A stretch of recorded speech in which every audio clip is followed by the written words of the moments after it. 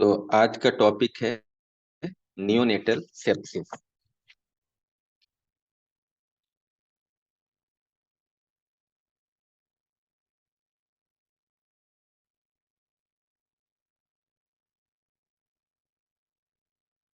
ठीक है। और सेप्सिस को कई बार हम लोग सेप्टिसीमिया भी बोलते हैं। Septicaemia, right. और यहाँ पे आप एक वर्ड देखो, मिया। मिया वर्ड हम लोग अक्सर यूज करते हैं ब्लड के लिए, राइट।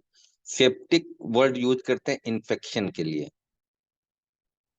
तो सेप्टिसीमिया का मतलब क्या हुआ? सेप्टिसीमिया का मतलब हुआ इन्फेक्शन इन ब्लड। सेप्सिस हो जाना, सेप्टिसीमिया हो जाना मतलब ब्लड में इन्फेक्शन हो जाना। तो अब आपको ये नियोनेटल सेप्सिस का मतलब समझ में आ गया होगा। नियोनेट तो आपको पता है, न्यू बॉर्न, 0 से 28 दिन। तो 0 से 28 दिन यानी कि बच्चा पैदा होने के बाद उसके ब्लड में इंफेक्शन हो जाना, जिसको हम लोग क्या बोलेंगे? Neonatal sepsis. ठीक है। तो अगर हम देखें इसकी पैथोजेनेसिस, अगर आप देखो थोड़ी सी, मैं आपको बहुत शॉर्ट में बता दूं।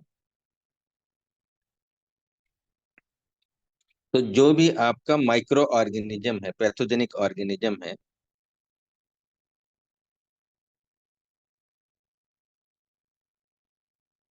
है ना, कॉमनली बैक्टीरिया। बैक्टीरिया ही सबसे ज्यादा परेशान करते हैं, है ना। तो जो भी पैथोजेनिक बैक्टीरिया हैं जिनसे बीमारियां हो सकती हैं, है ना, ये जब भी ब्लड में पहुंच जाए अगर, ठीक है, इफ एंटर इनटू ब्लड, अगर ये ब्लड में पहुंच जाए, ठीक है, तो क्या होगा, है ना।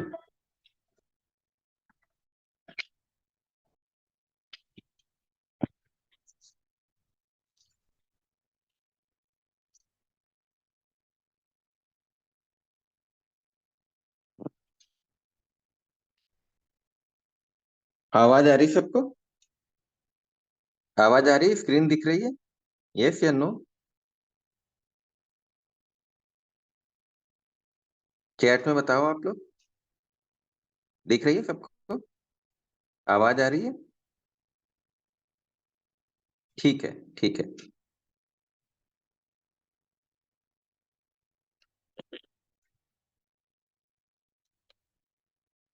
तो अब क्या होता है? तो कॉमनली जो है, जब हमारा pathogenic organism if enter into blood, ठीक है, तो इससे क्या हो जाता है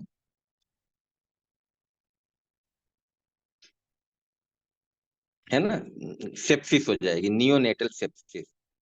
नियोनेटल सेप्सिस। अब यहाँ पे एक बात ध्यान देने वाली है ना, आप लोग ध्यान से देखो कि नियोनेटल सेप्सिस जरूरी नहीं है। अब एक बार आपका इन्फेक्शन अगर ब्लड में आ गया, ठीक है, तो मैं इधर बना देता हूं, मान लो एक बार ब्लड में इन्फेक्शन आ गया, तो अब ये ब्लड से क्या होगा, है ना, होल बॉडी में चला जाएगा। होल बॉडी में चला जाएगा, ठीक है। तो अब होल बॉडी में इन्फेक्शन फैल गया, सारे ऑर्गन्स में, ऑल ऑर्गन्स, ऑल ऑर्गन्स, ठीक है।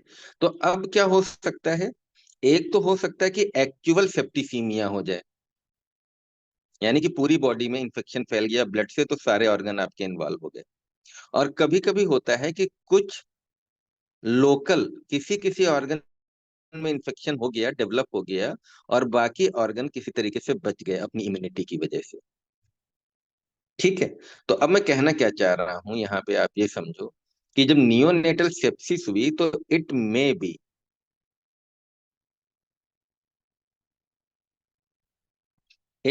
बी जनरलाइज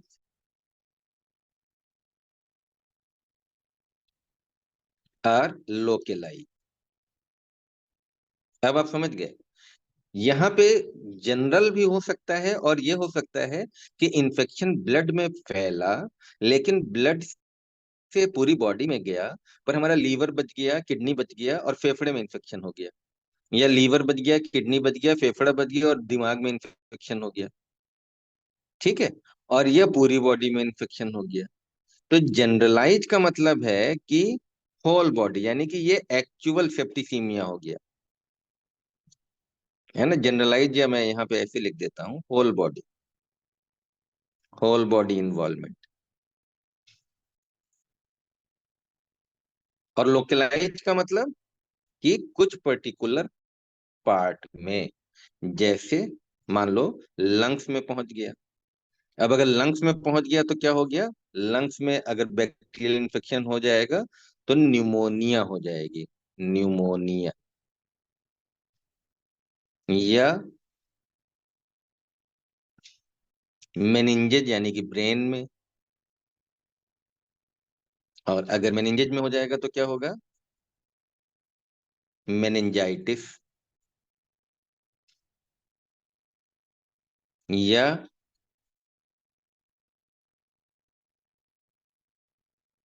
बोन्स में, या जॉइंट्स में, कहीं भी हो सकता है, देखो है ना। अगर बोन्स में है तो बोन्स में इन्फेक्शन पहुंच जाएगा तो क्या हो जाएगा, ऑस्टियोमाइलाइटिस। जॉइंट में होगा तो क्या हो जाएगा, आर्थराइटिस। अब आप समझ गए। तो ये सब इन्फेक्शन हमारे, है ना, हो सकते हैं नियोनेटल सेप्सिस में। फुल बॉडी में होगा तो हमारा क्या कहलाएगा, जनरलाइज। और अगर पर्टिकुलर पार्ट में इंफेक्शन फैला तो निमोनिया हो सकती है, मेनिंजाइटिस हो सकती है, ऑस्टियोमाइलाइटिस हो सकती है, आर्थराइटिस हो सकती है। कुछ पर्टिकुलर इनमें से एक या दो हो सकते हैं। अब आपको बात समझ में आ गई। तो ये बात हो गई नियोनेटल सेप्सिस। यही देखो यहाँ पे डिफिनीशन लिखी हुई। अब ये डिफिनीशन आपको समझ में आ जाएगी, what is the neonatal sepsis. तो neonatal sepsis, pathogenic organism gain access to the bloodstream. It can result in a neonatal sepsis, which may be generalized or localized to the lungs, pneumonia, meninges में meningitis, bones, joints, osteomyelitis and arthritis। ठीक है, तो अब ये definition आपको अच्छे से समझ में आ गई, और ये अब आप अपने शब्दों में लिख सकते हो। इसको रटना नहीं होता है ना, समझना होता है। ठीक है, तो अब आपने समझ लिया, और इसको आप अपनी टूटी फूटी लैंग्वेज में, इंग्लिश में, हिंदी में कैसे भी लिख सकते हैं, राइट। अब आप देखो, ये जो नियोनेटल सेप्सिस है, एक्चुअली ये दो टाइप्स की होती है। तो टाइप्स मैं आपको बता देता हूँ। टाइप्स, एक होता है जिसको हम लोग बोलते हैं अर्ली ऑनसेट सेप्सिस, और एक होता है जिसको हम लोग बोलते हैं लेट ऑनसेट सेप्सिस। अब नाम से आपको पता चल जा रहा है ना, अर्ली ऑनसेट। अर्ली ऑनसेट का मतलब कि ये जल्दी हो जाती है। लेट ऑनसेट इसका मतलब पैदा होने के कुछ बाद में होती है, ऑनसेट लेट। तो अगर आपका इन्फेक्शन 72 घंटे के अंदर बच्चे को हो जाता है, within 72 hour, up to 72 hour, तो हम लोग बोलेंगे कि अर्ली ऑनसेट। और अगर 3 दिन बाद होता है, आफ्टर 72 आवर, तो हम लोग बोलेंगे लेट ऑनसेट। ठीक है। अब देखो, अब अगर अर्ली ऑनसेट है तो ये अर्ली ऑनसेट का मतलब कि इन्फेक्शन बहुत जल्दी लग गया। अब अगर इन्फेक्शन बहुत जल्दी लग गया तो कैसे लग गया इतनी जल्दी इन्फेक्शन, तो इसका तरीका क्या होगा अर्ली ऑनसेट का, कि इसका मतलब कि कहीं ना कहीं इन्फेक्शन डिलीवरी के समय ही हो गया। अब डिलीवरी के समय हो गया मतलब कि इन्फेक्शन कहाँ पे था, तो इसका मतलब इन्फेक्शन या तो मदर के जेनाइटल ट्रैक्ट में हो। समझ रहे हो। तो अगर इन्फेक्शन हमारा मदर के जेनाइटल ट्रैक्ट में,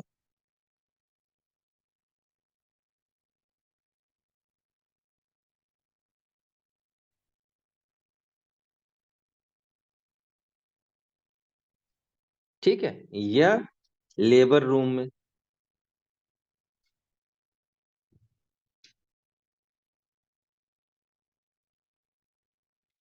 कि जब बच्चा जैसी पैदा हुआ तो लेबर रूम में कुछ गड़बड़ थी, जहां पे आपने उसको लिटाया वो साफ नहीं था, जो इंस्ट्रूमेंट यूज करे वो साफ नहीं थे, डॉक्टर के हैंड, डॉक्टर के ग्लव्स वो गड़बड़ थे। तो या तो, और या पैदा होते समय जब बच्चा डिलीवरी से जेनाइटल ऑर्गन से निकल रहा था, वेजाइना में कोई इन्फेक्शन है ना, तो वहां पे उसको इन्फेक्शन लग गया। तो ये तुरंत अगर इन्फेक्शन होता है तो ये 72 आवर्स में हो जाएगा अर्ली ऑन। लेकिन डिलीवरी आपने बहुत अच्छी कराई, सब कुछ बहुत अच्छा कराया। अब आपने बच्चे को ट्रांसफर कर दिया वार्ड में, और वार्ड में जहां पे आपने लेटाया, आसपास और बच्चे लेटे थे या वार्ड के अंदर कुछ प्रॉब्लम थी, और वहां से इन्फेक्शन हो गया, तो ये लेट ऑनसेट होगा। तो लेट ऑनसेट कहाँ से होता है? तो इन्फेक्शन फ्रॉम नर्सरी, यहाँ पे आपने बच्चे को लिटाया, और वार्ड, तो नर्सरी से या वार्ड से।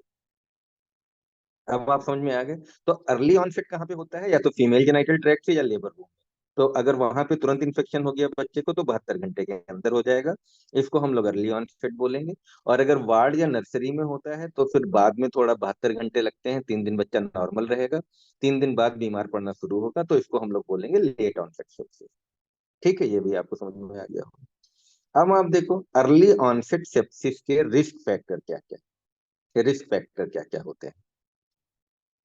तो जल्दी से पहले एक नजर डाल लो, इसके बाद हम लोग कुछ समझा देंगे तुमको। तो spontaneous onset of preterm labour, prolonged rupture of membrane, foul smelling liquor, multiple per vaginal inspection examination, maternal fever, difficult और प्रोलॉन्ग्ड लेबर, ये सब कारण हैं, है ना। अगर ऐसा हुआ है तो बच्चे में अर्ली ऑनसेट सेप्सिस होने के चांस हैं। अब आप इसको जो है नीचे से शुरू करो। जैसे पहले आप देखो, यहाँ पे समझाने के लिए मैं आपको चूंकि बता रहा हूँ, तो आप देखो ये मल्टीपल पर वेजाइनल एग्जामिनेशन, मतलब जब मदर का लेबर होना था, डिलीवरी होनी थी, तो डिलीवरी के समय हम लोग वेजाइनल एग्जामिनेशन करते हैं। अब डॉक्टर वहां पे कोई अनाड़ी डॉक्टर था, बार बार वेजाइनल एग्जामिनेशन कर रहा है ना, कि सर्वाइकल डायलिटेशन हुआ कि नहीं हुआ, बच्चे का डिफेक्ट शुरू हुआ कि नहीं हुआ, और अनहाइजेनिक तरीके से। तो उसने क्या करा, वेजाइना में इंफेक्शन क्रिएट कर दिया। तो जब बच्चा डिलीवर होगा तो उसको इन्फेक्शन फैल जाएगा। दूसरा मैटरनल फीवर, मैटरनल फीवर का मतलब है कि मदर को कोई ना कोई इन्फेक्शन, और अगर मदर को फीवर का मतलब इन्फेक्शन, और अगर मदर को इन्फेक्शन है तो बच्चे में होने के चांसेस हैं। डिफिकल्ट और प्रोलॉन्ग्ड लेबर, मतलब लेबर यानी कि डिलीवरी जो जितने समय में हो जानी चाहिए थी, जो भी 2-3 घंटे 4 घंटे लगते हैं, अब उतनी ना होके प्रोलॉन्ग, मतलब 6 घंटे 8 घंटे चलती रही। यूट्राइन कॉन्ट्रेक्शन वीक थे, आपने वो लगाया, ऑक्सीटोसिन लगाया, ड्रिप लगाया और उसको कराया, तो जितना लेबर लंबा हो जाएगा उतना इन्फेक्शन का चांस हो जाएगा। भाई खाना बनाने में जितना टाइम लगता है उतना टाइम लगता है। अब अगर आपने देर तक खाने को पकाया तो ज्यादा गल जाएगा, और जल्दी अगर उसको उतार लिया तो कच्चा रह जाएगा। तो लेबर जितने घंटे में होना चाहिए उतने में होना चाहिए।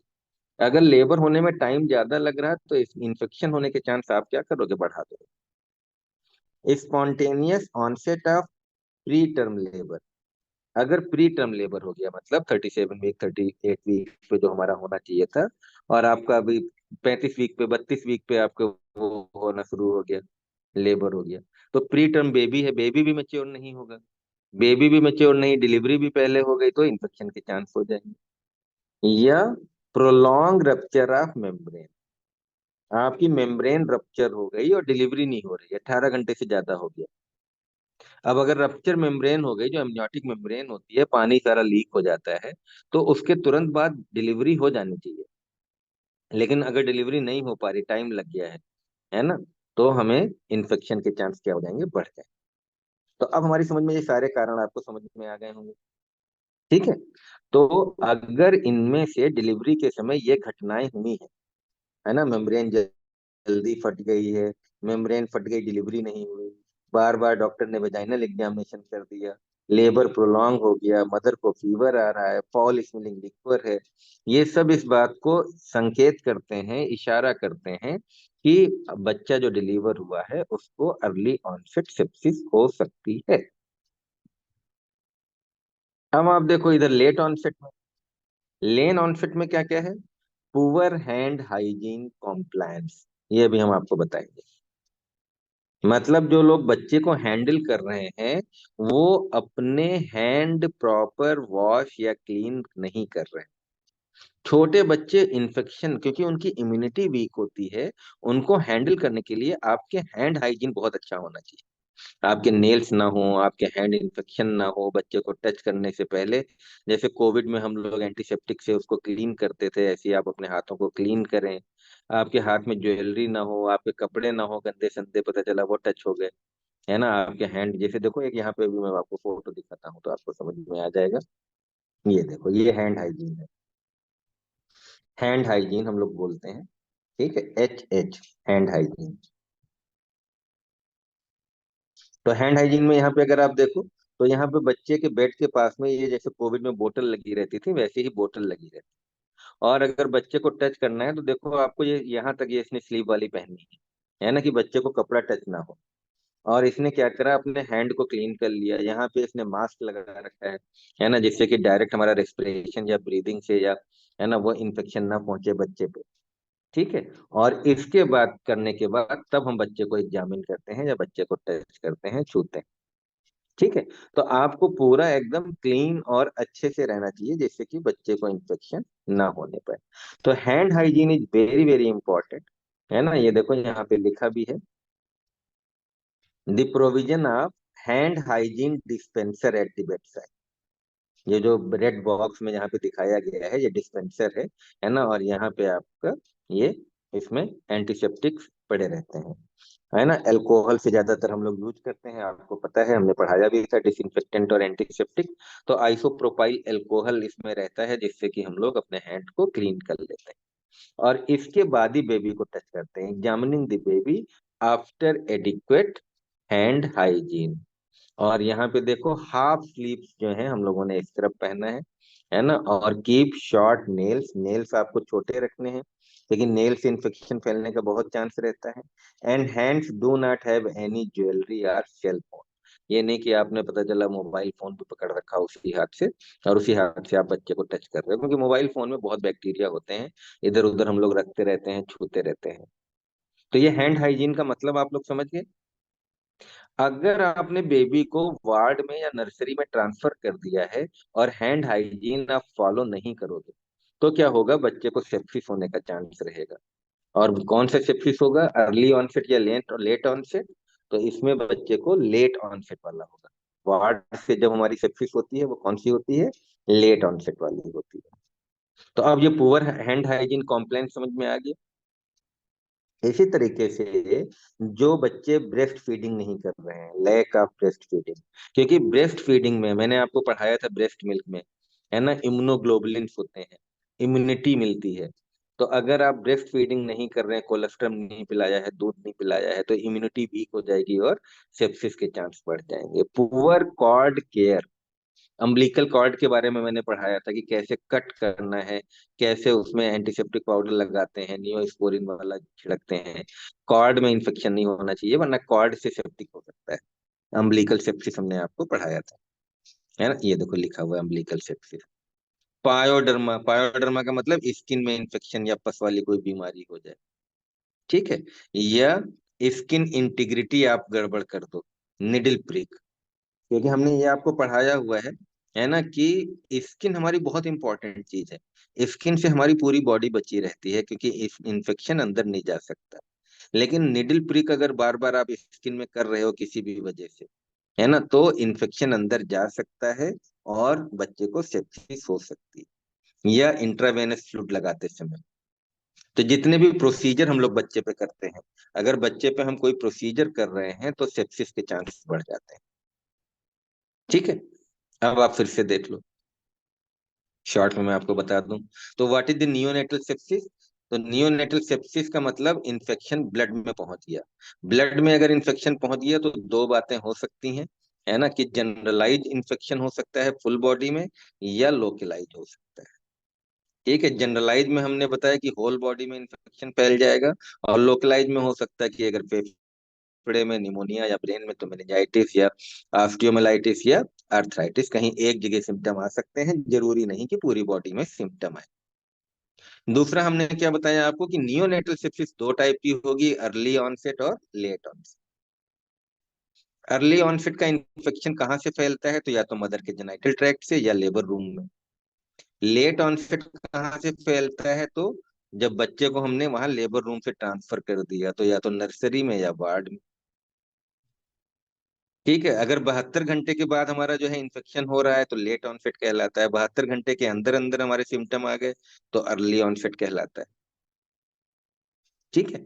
और फिर लेबर के जो कॉम्प्लिकेशन हैं जितने भी, वो सब हमारे इसमें आ जाएंगे अर्ली ऑनसेट में। और जितना भी वार्ड वाले हैं, वार्ड में बच्चे को हैंडल करते समय, वो सारे हमारे लेट ऑनसेट में आ जाएंगे। यहाँ तक समझ में आ गया? तो एक बार चैट सेक्शन में आ जाए।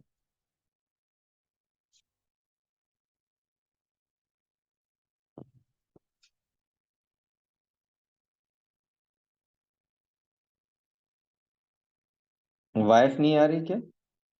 Any problem?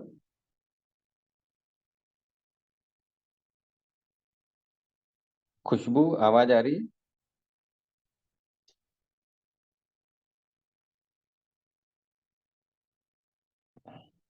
आ रही है सबको? ठीक है, कोई प्रॉब्लम नहीं। यहाँ तक सबको समझ में आ गया? नियोनेटल सेप्सिस के बारे में आपको समझ में आया? कहाँ पे गड़बड़ हो रही है, क्यों इन्फेक्शन हो रहा है, कैसे इन्फेक्शन हो रहा है? क्लियर है सबको? कॉन्सेप्ट क्लियर है एकदम?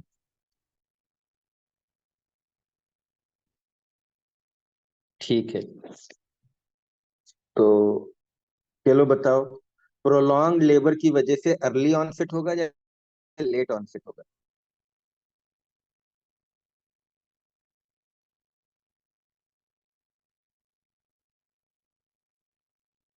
Early onset. तो प्रोलॉन्ग लेबर की वजह से कौन सा होगा? अर्ली ऑनसेट होगा। राइट। ठीक है।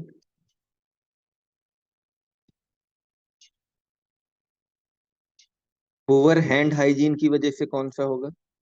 अर्ली ऑनसेट या late onset? Poor hand hygiene, late onset. Late onset. Multiple vaginal examination, multiple पर वेजाइनम एग्जामिनेशन से कौन सा होगा? अर्ली। तो लेबर से रिलेटेड जितने भी हैं ना, सब अर्ली में आ जाएंगे। और जितना वार्ड में एक्टिविटी हो रही है, हम बच्चे को निडिल प्रिक कर रहे हैं, बच्चे को कैथेटर डाल रहे हैं, बच्चे को इंट्रावेनस फ्लूइड लगा रहे हैं, इंजेक्शन लगा रहे हैं, बच्चा ब्रेस्ट फीडिंग नहीं कर रहा है ना, हैंडलिंग हम गड़बड़ कर रहे हैं, हैंड हाइजीन हमने मेंटेन नहीं करी है, या बच्चे को कुछ अम्बिलिकल कार्ड में सेप्सिस हो गई है, इन सब में जो है हमारा लेट ऑनसेट सेप्सिस होगा। तो आई थिंक कि आप लोग ये सब बातें समझ पाए होंगे। चलो, तो आगे मैं फटाफट आपको बता देता हूँ। अब देखो यहाँ पे, अब यहाँ पे कुछ चीजें और हैं। जैसे अर्ली ऑनसेट में ज्यादातर निमोनिया कॉमन होती है। निमोनिया ये हमारी क्या है? कॉमन है। ठीक है। सेप्टिसीमिया एंड मेनिंजाइटिस हमारी लेस कॉमन है, ये लेस कॉमन है। तो निमोनिया कॉमन है अर्ली ऑनसेट। जबकि इसमें तीनों में कुछ भी हो सकती है। जनरलाइज सेप्सिस भी हो सकती, निमोनिया भी हो सकती, मेनिंजाइटिस भी हो सकती। तो लेट ऑनसेट में कुछ भी पॉसिबल है। लेकिन अर्ली ऑनसेट में ज्यादातर जो बच्चे को होता है वो निमोनिया के ज्यादा चांसेस। ये बात आ गई समझ में? और इसको ऐसे भी समझ सकते हो, क्योंकि डिलीवरी के समय जब बच्चा बाहर आएगा तो ज्यादा चांसेस हैं कि नाक से इन्फेक्शन या ऐसे करके कहीं हो। और फिर उसी समय बच्चे का लंग उतना मेच्योर नहीं होता है, मतलब याद करने के लिए बता रहे हैं, ऐसा कोई वो नहीं है, लॉजिक नहीं है, है ना? तो लंग इतना मेच्योर नहीं होगा तो फिर क्या होगा कि उसको फेफड़े के इन्फेक्शन होने के ज्यादा चांस। तो आप चाहो तो रट लो सीधे सीधे, अर्ली ऑनसेट में निमोनिया ज्यादा चांस है, हो कोई भी सकता है पर more commonly pneumonia. Late onset में कुछ भी हो सकता है, जनरलाइज सेप्सिस भी हो सकती है, निमोनिया भी हो सकती है, मेनिंजाइटिस भी हो सकती है। अब इसके बाद पैथोजन देख लो। तो पैथोजेंस जो हैं आपके बहुत सारे, है ना? तो आप बस थोड़ा थोड़ा देख लो, ई कोलाई हो सकते हैं या बीटा स्ट्रेप्टोकोकस हो सकते हैं।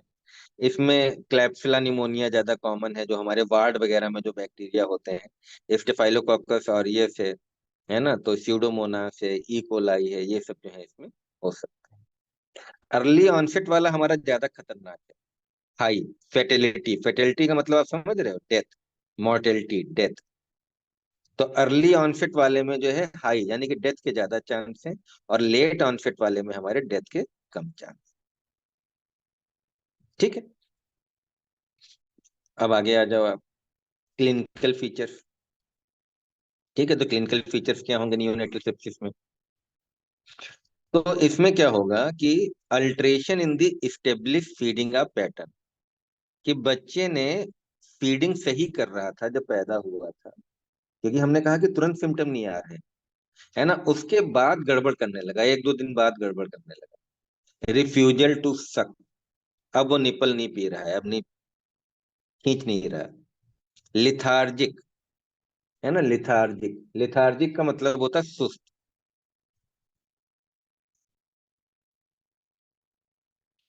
या ड्राउजी, ड्राउजी का मतलब नींद आना, है ना, ड्राउजी, DRO। तो बच्चा सुस्त होने लगा, इनएक्टिव हो गया, अनरेस्पॉन्सिव हो गया, है ना, ये सब चीजें, मतलब देखो अच्छा खासा बढ़िया पैदा हुआ था, है ना, चुस्त दुरुस्त था, लेकिन धीमे धीमे सुस्त पड़ने लगा, रेस्पॉन्स नहीं कर रहा, इनएक्टिव हो गया, है ना, लेथार्जिक हो गया, दूध पीना बंद कर दिया। ये सब लक्षण आते हैं तो आप समझ सकते हो कि इसको नियोनेटल सेप्टिसीमिया हो सकती है। दूसरा, अब बच्चे भी दो टाइप के हैं आपके पास। एक आपके पास है प्री टर्म बेबी, और दूसरा है टर्म बेबी। ये देखा गया कि जो प्री टर्म बेबी हैं, प्री टर्म बेबी में हाइपोथर्मिया ज्यादा कॉमन, उनका टेम्परेचर बच्चे ठंडे पड़ने लगेंगे। जबकि टर्म बेबी जो ज्यादातर होते हैं उनमें फीवर ज्यादा कॉमन है, वो गर्म होने लगे। ठीक है, तो प्री टर्म या टर्म बेबी है उस पे भी सिम्टम डिपेंड करेगा। तो प्री टर्म बेबी में हाइपोथर्मिया का चांस है, टर्म बेबी में फीवर का ज्यादा चांस है। ठीक है। फिर आप आ जाओ, ये मैंने आपको बता ही दिया कि infant with early onset sepsis, ये अर्ली वाला है देखो। तो जो अर्ली वाला है उसमें मैनिफेस्ट फ्रिक्वेंटली एज निमोनिया, इनको निमोनिया यानी कि फेफड़े वाले ज्यादा होते हैं। जबकि जो लेट ऑनसेट वाले हैं, लेट ऑनसेट सेप्सिस वाले, इनको कुछ भी हो सकता है, सेप्टिसीमिया, निमोनिया, मेनिंजाइटिस, कुछ भी। तो ये मैंने आपको पहले ही बता दिया। ठीक है, तो ये भी आपको समझ में आ गया होगा।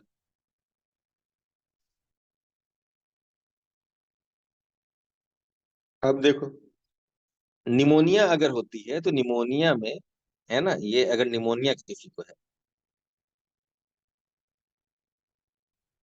तो निमोनिया में क्या होता है बच्चों में, कैसे पहचानेंगे, है ना, फास्ट ब्रीदिंग, रेस्पिरेटरी रेट हमारा क्या होता है, बढ़ जाए, नॉर्मल से ज्यादा हो जाएगा, तो फास्ट ब्रीदिंग हो जाएगा। ठीक है, या चेस्ट रिट्रैक्शन,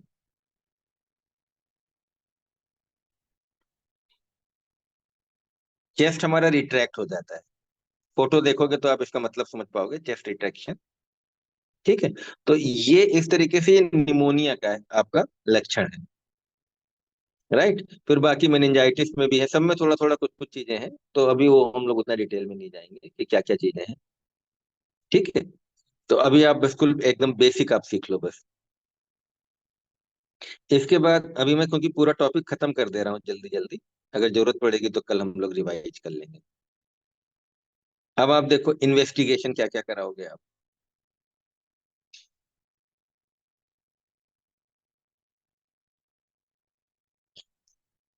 इन्वेस्टिगेशन, ठीक है, तो इसमें हम लोग क्या करते हैं, इसमें सेप्सिस स्क्रीनिंग करते हैं, सेप्सिस स्क्रीनिंग। ठीक है, और जो सेप्सिस स्क्रीनिंग करते हैं उसमें ये टेस्ट, क्या क्या टेस्ट हम लोग इंक्लूड करते हैं, है ना, ये आप देख लो। ये है टेस्ट आपके, इसमें हम लोग पांच चीजें देख रहे हैं, 1 2 3 4 5। टोटल ल्यूकोसाइट काउंट आपका 5,000 से कम होना चाहिए। एब्सोल्यूट न्यूट्रोफिल काउंट 1,800 से कम होना चाहिए। Immature and total neutrophil ratio 20% से ज्यादा होना चाहिए। सी रिएक्टिव प्रोटीन आपका मोर देन 1 मिलीग्राम होना चाहिए। और माइक्रो ईएसआर आपका फर्स्ट आवर में मोर देन 15 मिलीमीटर होना चाहिए। ये आपके पैरामीटर्स हैं जो कि होने चाहिए। ठीक है। और इनमें से अगर कोई भी टू पैरामीटर्स आपके पॉजिटिव हैं, है ना, कोई भी टू पैरामीटर्स अगर पॉजिटिव आते हैं, यहाँ लिख देता हूं, if two of these parameters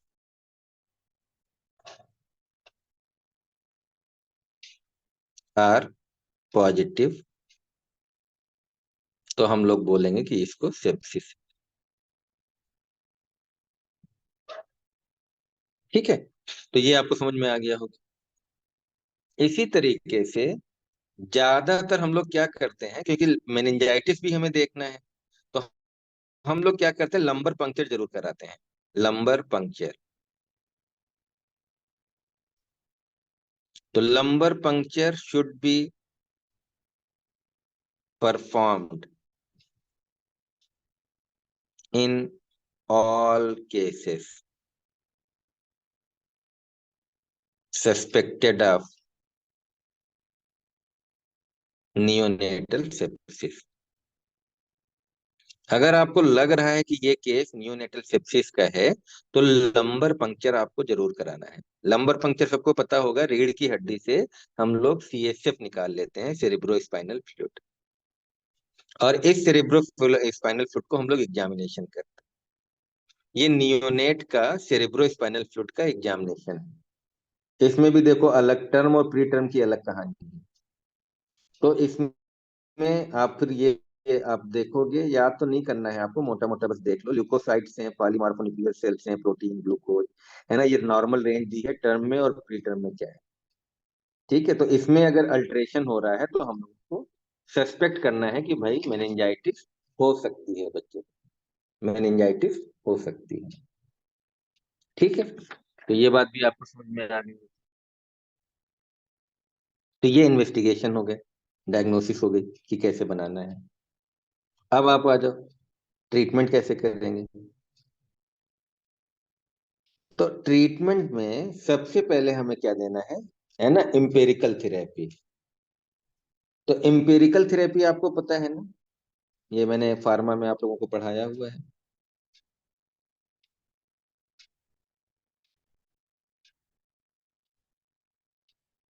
empiric therapy या एम्पेरिकल थेरेपी, इसमें मतलब होता है कि हमें कॉजेटिव ऑर्गेनिज्म अभी नहीं पता है। Causative organism is unknown.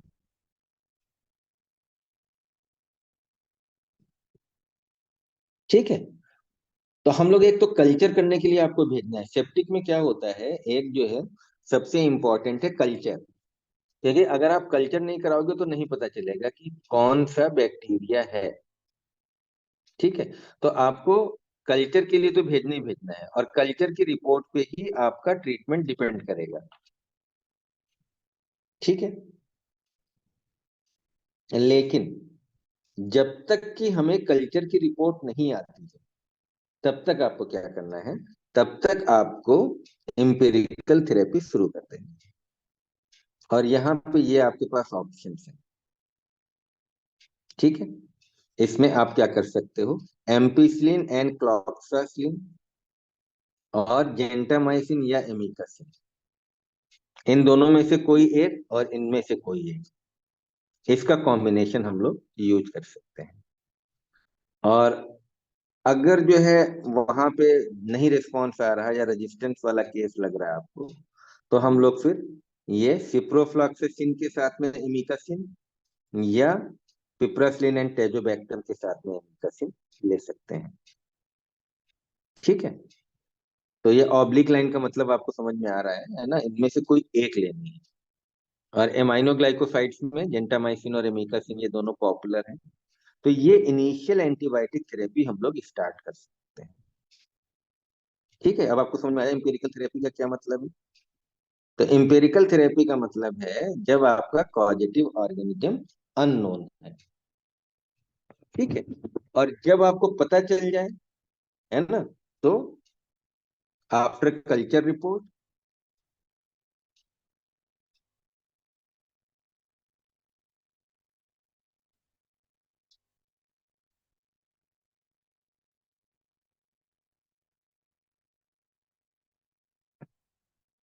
ठीक है। हाँ, after culture report, treat accordingly.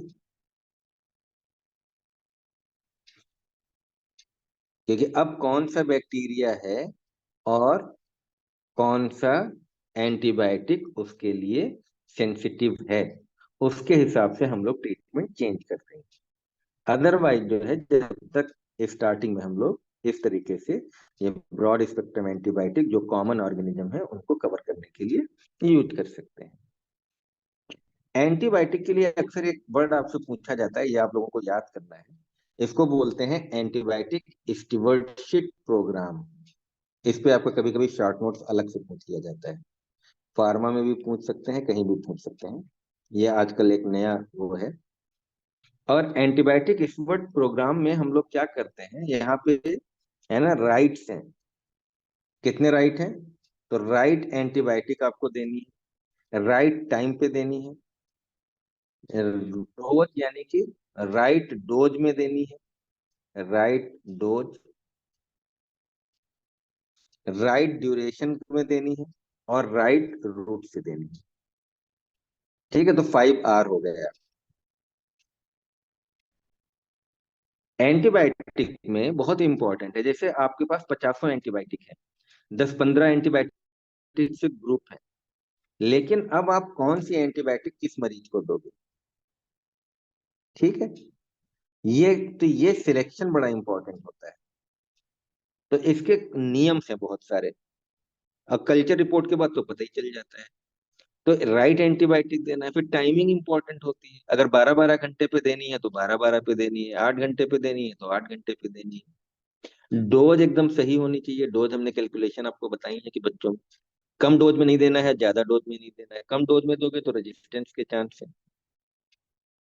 और ज्यादा डोज में दोगे तो टॉक्सिसिटी के चांस है। राइट ड्यूरेशन में देना है। ज्यादा दिन अगर दे दोगे तो बच्चे को नुकसान है, और कम दिन दोगे तो नुकसान है। और सही तरीके से देना है। जैसे सेप्सिस वगैरह में आपको क्या करना पड़ेगा, ओरल नहीं प्रेफर करेंगे, पैरेंटल, क्योंकि जल्दी ट्रीटमेंट, जल्दी इफेक्ट लाना है। तो या तो इंट्रामस्कुलर या इंट्रावेनस, तो राइट रूट में देना है। इसको बोलते हैं एंटीबायोटिक स्टीवर्डशिप प्रोग्राम। तो ये आपको 5 R याद करने हैं।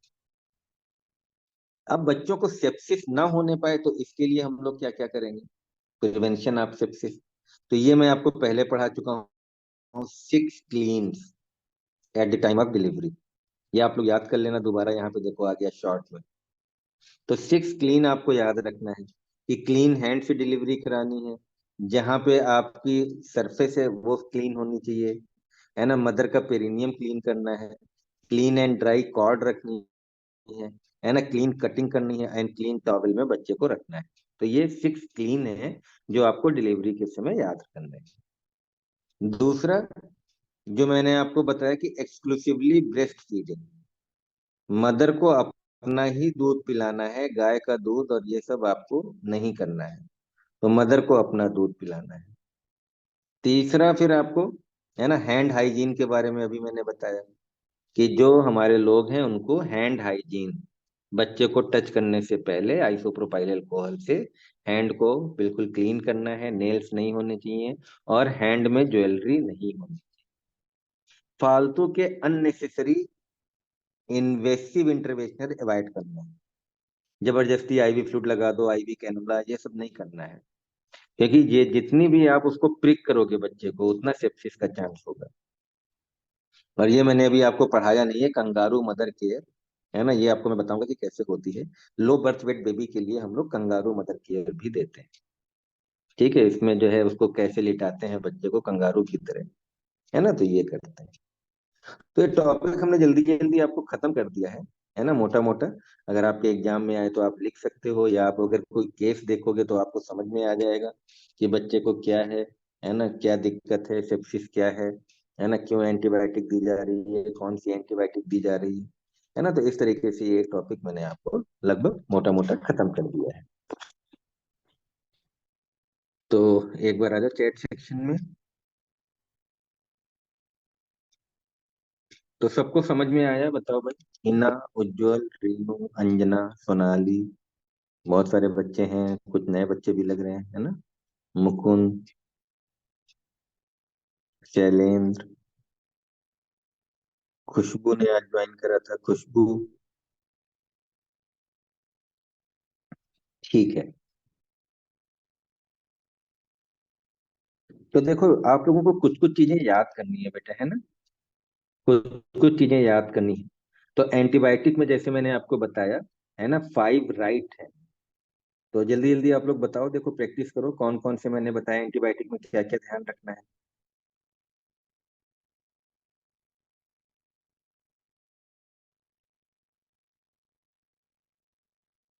एंटीबायोटिक जब देते हैं तो क्या क्या, और ये एडल्ट में भी यही नियम लागू होता है, ऐसा नहीं कि एडल्ट में अलग नियम हो।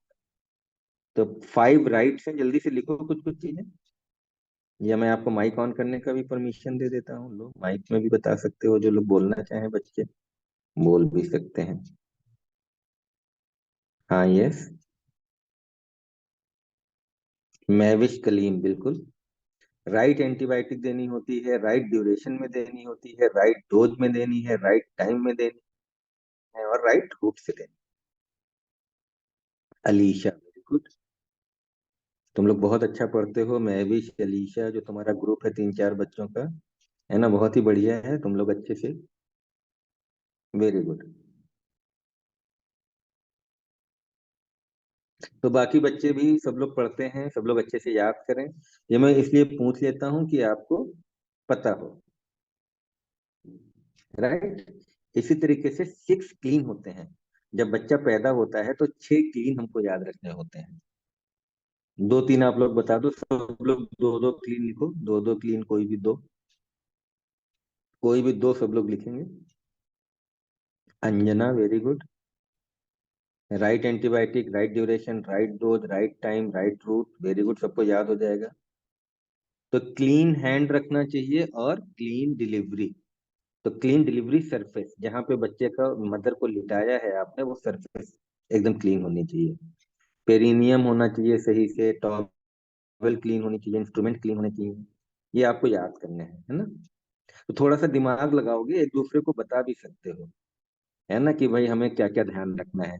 तो ये एक दूसरे से पूछो तो आपको थोड़ा सा रिकॉल करने की पावर बढ़ेगी, है ना। 5 राइट्स कौन से हैं और 6 क्लीन कौन से हैं। तो ये आपको बिल्कुल अच्छे से याद करना है। फिर अगर आपको मान लो तुक्का लगाना है, एंटीबायोटिक में तुक्का लगाना है, क्योंकि आपको नहीं पता कि किस बैक्टीरिया का इन्फेक्शन है। और अगर आपको बैक्टीरिया नहीं पता है तो आप तुक्के से एंटीबायोटिक दोगे कि भाई ये इन्फेक्शन के चांस है। तो उस तुक्के से ट्रीटमेंट देने को गेस करके, विदाउट एंटी बैक्टीरिया नहीं पता उसको क्या बोलते हैं हम लोग, इस थेरेपी को क्या बोलते हैं।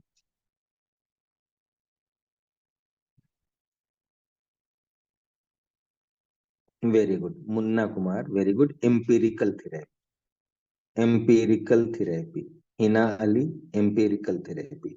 तो अगर आपको बैक्टीरिया नहीं पता, जैसे मान लो पेशाब में जलन हो रही है ना, चाहे एडल्ट में भी हम बात करें, अगर कोई बच्चा हो, बूढ़ा हो, जवान हो, अब आपको नहीं पता कि भाई इसमें यूरेथ्रा में इन्फेक्शन किस बैक्टीरिया का है ना, लेकिन ठीक है, हम लोग ज्यादातर क्या करते हैं, फ्लोरोक्विनोलोन दे देते हैं, है ना। Ofloxacin, norfloxacin, ciprofloxacin. तो अगर किसी को पेशाब में जलन हो रही है तो फ्लोरोक्विनोलोन ग्रुप की एंटीबायोटिक दे देते हैं, क्योंकि ज्यादातर पेशाब वाली यूरेथ्रा में जो इन्फेक्शन होते हैं वो ग्राम नेगेटिव से होते हैं, और उससे फ्लोरोक्विनोलोन से ठीक होने के चांस होते हैं। इसको हम लोग बोलते हैं एम्पिरिकल थेरेपी। तुक्केबाजी कर रहे हैं तो इसमें क्या हो गया, एम्पिरिकल थेरेपी। हमको नहीं पता है लेकिन ठीक है, हमने कल्चर के लिए भेज दिया और उसके पहले अपने गेस करके हमने ट्रीटमेंट स्टार्ट कर दिया।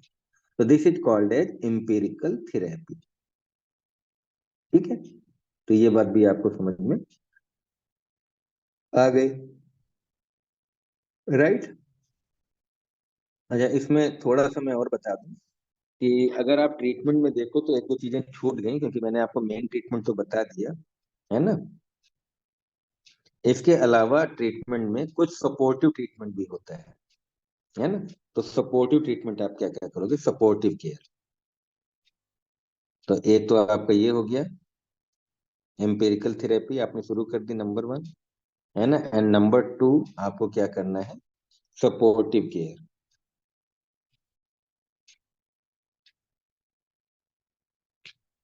क्योंकि बच्चा आपका बीमार हो गया है, सिक हो गया है, है ना। तो आपको क्या करना है कि एक टेम्परेचर उसको मेंटेन करना है।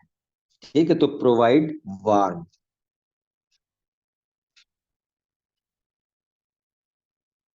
है ना, जो टेम्परेचर जो इस इन्वायरमेंट में आपने रखा है ना, तो ये आपको करना है। तो normal temperature, provide warm, normal temperature जो आपको मेंटेन रखना है वो 36.5 से डिग्री सेंटीग्रेड से 37.5 डिग्री सेंटीग्रेड, ये टेम्परेचर आपको मेंटेन रखना है। नॉर्मल टेम्परेचर इंश्योर करना है कि बच्चे का मेंटेन रहे। ठीक है। और निमोनिया वगैरह में ऑक्सीजन में दिक्कत हो जाएगी, तो आप ऑक्सीजन शुरू कर दो। तो स्टार्ट ऑक्सीजन, क्योंकि सेचुरेशन आपको मेंटेन रखना है। तो स्टार्ट ऑक्सीजन, है ना, बाई हुड और मास्क। ये मैंने आपको पहले स्टार्टिंग में पढ़ाया था कि ऑक्सीजन कैसे हम लोग देते हैं बच्चे। इसके अलावा इंजेक्शन वगैरह लगाने पड़ सकते हैं, तो इंसर्ट इंट्रावेनस लाइन, है ना। कोशिश करो कि हम आईवी लाइन मेंटेन करें। और इसको मेंटेन करने के बाद आपको क्या करना पड़ेगा, जब आईवी लाइन आपकी स्टार्ट हो जाएगी तो मेंटेन फ्लूइड एंड इलेक्ट्रोलाइट्स।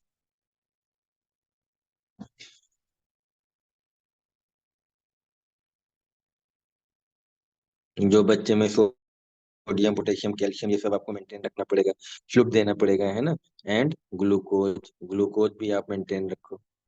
ठीक है, तो ये सब चीजें आपको, कुछ सपोर्टिव ट्रीटमेंट आपको देने पड़ते हैं। ठीक है, तो ये आपको याद रहना। तो ये भी आप उसमें ट्रीटमेंट में इम्पोर्टेंट पार्ट है। तो आई थिंक कि आप लोग इस टॉपिक को समझ गए होंगे, है ना। और अच्छे से अब आप इसको याद कर लेना, पढ़ लेना अच्छे से। ठीक है, कल फिर हम लोग आगे पढ़ेंगे। कोई क्वेश्चन है तो आप लोग पूछ सकते हो। आई थिंक आपको समझ में आ गया होगा।